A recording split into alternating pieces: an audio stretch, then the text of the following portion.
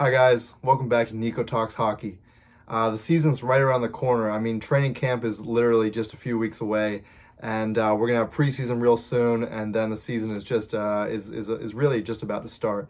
If you're playing fantasy leagues, that your draft is probably pretty soon here in the next few weeks. So yeah, hockey is just around the corner, and I think it's high time that I released my standings predictions for every single team in the NHL. Now, this video is only going to cover the Western Conference. It's going to be way too long of a video if I decide to do every single team in the league right now.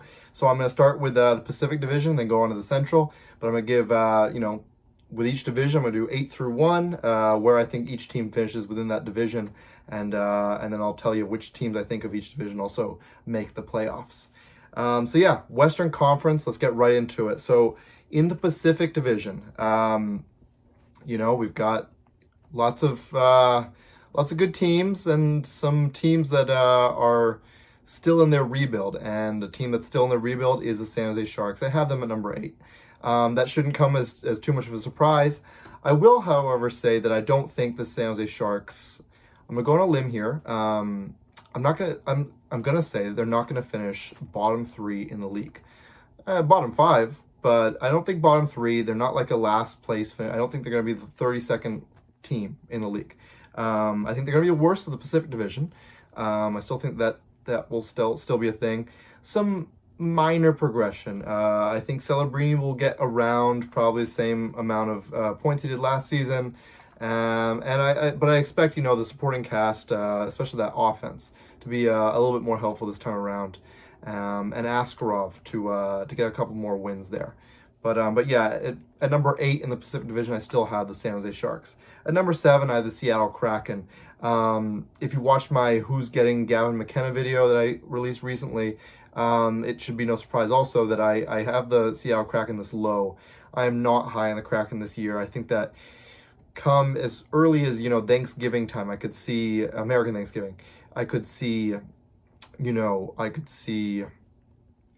Seattle Kraken management just be like, okay, this is too many losses. We're just going to strip the team bare. Not strip team bare, but like just maybe trade away some big assets. They might trade Jared McCann. I think that would be a mistake. But if they really want to suck, trade your best player, your at least current best forward, right? So I could see them maybe really tanking hard for Gavin McKenna as soon as come like American Thanksgiving time. Kraken at number 7 in the Pacific Division. At number 6 in the Pacific Division, I have the Calgary Flames. I think that they regress from last season. I think they definitely overperformed due to Dustin Wolf's amazing play from last season. A huge fan of Wolf, I am, but I think that also I don't know if he replicates what he did last season. I have a ton of respect for him, and I think that his future is so bright in Calgary, but I do think that we see maybe a bit of a sophomore slump from Dustin Wolf, and I don't think the rest of the team is going to be better than what they were last season. So I have a regression coming. I still think they're going to be competitive. 6th in the division, although it's not close to playoffs. It's competitive. It's respectable, and that's what the Flames have been doing. Like they're not outright tanking, so that's respectable at least. At number 5, just missing the playoffs, I have the Los Angeles Kings. Los Angeles Kings at number 5 in the division, the Pacific Division here. It comes down to a couple things. One is I think that I'm by the day I just look at their losses this offseason, losing Gavrikov and Spence to the Senators, and replacing them with CC and Dumoulin, and I'm just not impressed at all. Although I really like their goalie, I think that he may have, I don't know, I think that he might have not like maybe just a little bit worse of a year. So if they can, I think that in order to get in the playoffs for the LA Kings this year, I think they need an even better year from their goalie, his name is absolutely blanking on me right now. I'd know it any other day. Darcy Kemper. Darcy Kemper. Yeah, I think he's a great goalie. I was never a big believer that he was like just falling off a cliff, that he was just done. His time in the league was done. So it was really cool to see him bounce back last season. But I think that maybe minor regression is coming, and it won't be enough. And the LA Kings will just miss the playoffs, which will be really bad for them, because they're a team that kind of their cup window is kind of like right now, because you still got Kopitar, maybe his last season in the NHL this coming season. So they're going to want to make the best of it. And if my predictions are true, they're not going to make the best of it. This is moving into the top four here in the Pacific Division. These four teams I have making the playoffs. At number four, just barely making it in. I imagine they'll get in by a point or two. I think it'll come down to the wire. It's the Vancouver Canucks. I think that they just missed the playoffs last season. I think they'll just make it in this season. I'm betting on a big Elias Pettersson bounce back season. I really do think that. I think he gets back to at least 70 points. At least. I'm betting on actually more of like, 80-ish points. But yeah, so that's going to be big for them. I think Demko is a lot more healthy this season. And having a solid backup, although expensive backup in Lankinen, is awesome, right? No JT Miller's going to suck, but if they can have Hedel be healthy for most of the season, if they can somehow also swing a trade their way. I'm not counting on a trade. This ranking here, fourth in the division, is not banking on a trade. But if they can get a trade for a real second line center, someone like maybe Mason McTavish of the Ducks, there's been a lot of rumors about that. That's why I mentioned him. But if they can work something out there, that would be exactly what they need. I really like their defense core, actually. I like, obviously, Quinn Hughes and Hronek, and the other Pettersson, there's three Petterssons, he's another one of them, Marcus Pettersson. Really like his shutdown presence there. So the defense core I'm actually a big fan of. It's just the forward core. They're going to need a lot out of guys like Garland and DeBrusk to have even better seasons than they did last year. Moving on to the top three of the Pacific, and number three, it's the Anaheim Ducks. I've been kind of teasing Ducks fans for a while here. Like I've been saying, wait for the standings prediction videos, because I do believe in the Ducks this season. I think that they will break through. Quenneville is the biggest X factor in my opinion. Joel Quenneville, the head coach now. I think whether you like him or you don't like him, I still think that his ability to coach there's an objective reality there, and that he's a really good coach. And so I think he'll lead this. He knows how to coach a young team who's got some veterans in it, right? They've got Kreider, they've got Granlund, they've got Strome. They've got like the whole right side of their defense is all veterans. Dostal, I expect to have another stellar season. Anaheim Ducks, I think they'll have a great season. Back in the playoffs for the first time in a while. They just got to get Mason McTavish signed. Don't trade McTavish. Whatever you do, Ducks management, figure out how to keep Mason McTavish here. Moving to our top two, at number two for the Pacific Division, I have the Edmonton Oilers. The Edmonton Oilers, they just got to make it through the regular season. They don't really care where they finish. They don't want to be a wild card team, but their mission is the playoffs, and it is the final round of the playoffs. That is the final hump they have to get over. I don't think they care too much about winning the Pacific Division title or anything like that. I think 2 is just fine for them. And if that ends up being the case, then they would face the Ducks in the first round, which is probably favorable for the Oilers just because the Ducks have had no playoff,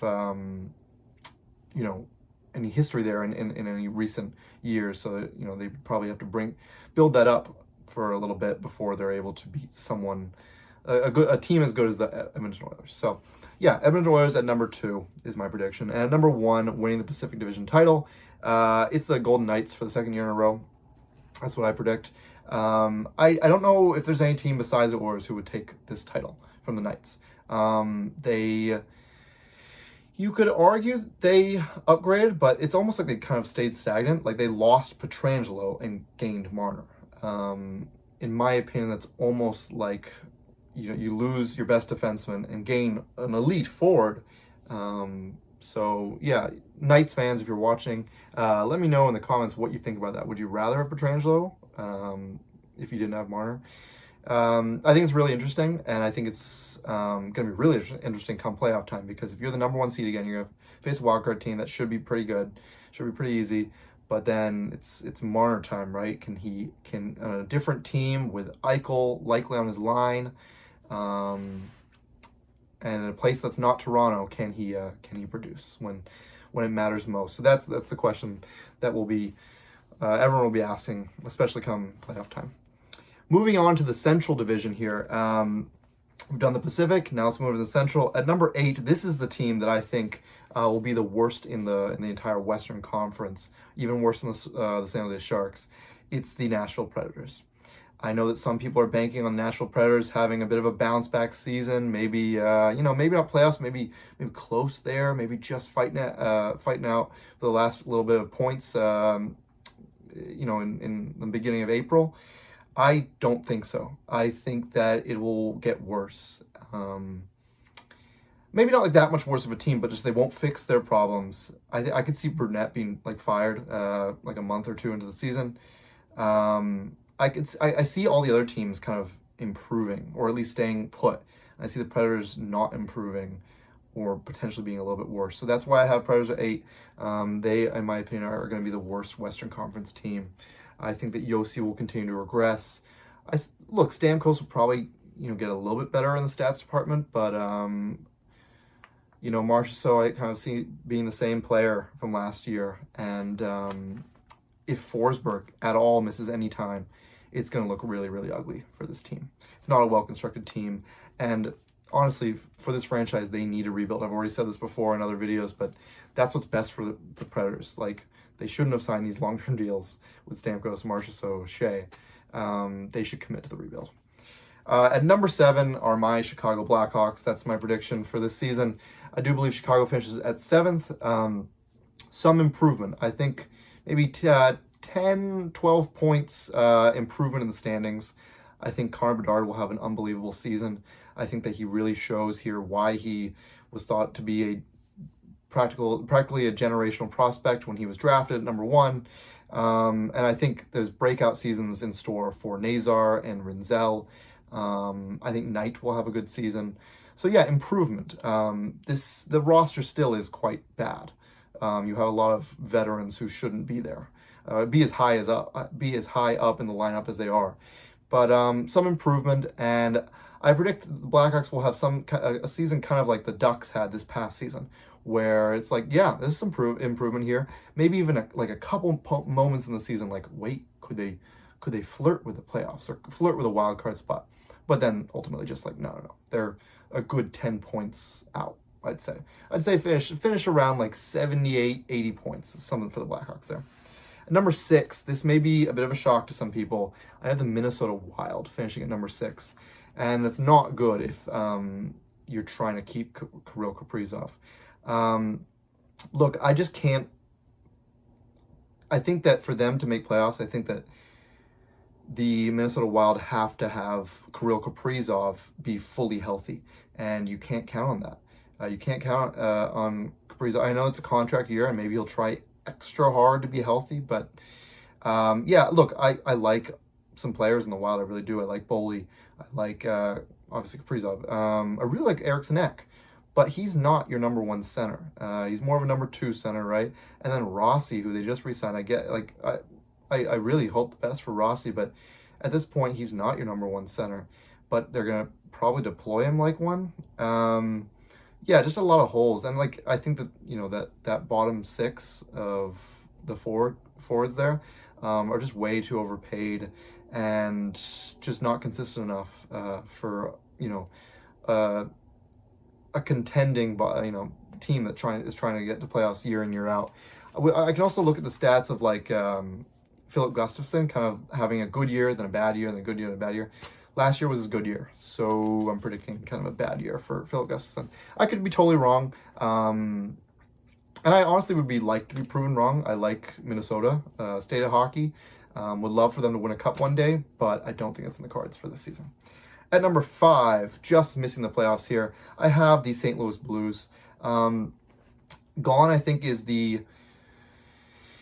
like the confidence boost they got from getting Jim Montgomery. I thought they got a lot of confidence and a lot of like just a lot of good vibes from him coming in, and I think he's one of the best coaches in the league, full stop. But I also think that he isn't good enough to get this roster into the playoffs this season. I think that it's just too tough of a top four here. I'm about to go into the four teams I think are going to make the playoffs in the Central Division. It's a decent roster. It really is. Like, I really like, Thomas is maybe the most underrated player in the league. I really like Kyrou. Buchnevich is great. Pareko's a unbelievable shutdown defenseman. Binnington, when he's on, is awesome, but how often can you count on him for that during the regular season? I think to get in the playoffs, I think they're going to need really big seasons from Snuggerud, from Mayu on their defense. And I just don't see them. I see them having okay seasons, but not like insane seasons. So, sorry, Blues fans, but I have you just missing playoffs at number 5. Moving into the playoffs here, every team I'm about to say for the Central, I have making the playoffs. And in a wild card spot, I believe in wild card probably one spot, I have the Dallas Stars. Now, a lot of people probably would have the Dallas Stars maybe winning the division. But to me, I don't know. There's just not a lot of improvement. Sagan and Ben get a year older. I think that, they have Rantanen. I get it. But, it just, to me, it seems like a team in the defense wasn't fixed that much. They still have, a lot of those same guys. If one of them misses time, like let's say Harley, goes down with some time, or Heiskanen, misses time like he did towards the end of the last season. I have them making playoffs, but I think that they're gonna maybe 2 years in a row now. They've gone Final Four here, Final Four in the playoffs. Maybe they look at it as like, okay, let's not give it our all in the regular season. Let's dial it back a little bit. Still make playoffs comfortably, wild card number 1 spot. But 4th in division. I hope that doesn't ruffle too many Stars fans' feathers. At number 3 here, safely in the division, it's the Winnipeg Jets. They don't win the division again. Some regression there for sure. But Hellebuyck will still have another great season. I don't know if it's Vezina caliber, but another great season from Hellebuyck. And you've got this core here, this core together. You've got Connor for this year. They're going to have to be good if they want to convince him to stay in Winnipeg and sign a contract that takes him through the rest of his career. So you've got the core of Scheifele, Connor, Velarde now. That was a great contract. And you've got Morrissey and the defense there. I really like this lineup. I really do. So that's why I believe in them to still stay in the fight and not slip down to like a wild card spot. Have the Winnipeg Jets finishing at number 3. At number 2, this is the team, the surprise team, the one I think finishes better than the St. Louis Blues is why I have them being out. I have the Utah Mammoth at number 2. Utah Mammoth, I expect a huge season from. I think that Vejmelka has a huge season. I think that the addition of Peterka, I don't think he'll explode or anything. I think he'll be exactly what he was in Buffalo, and that's good enough.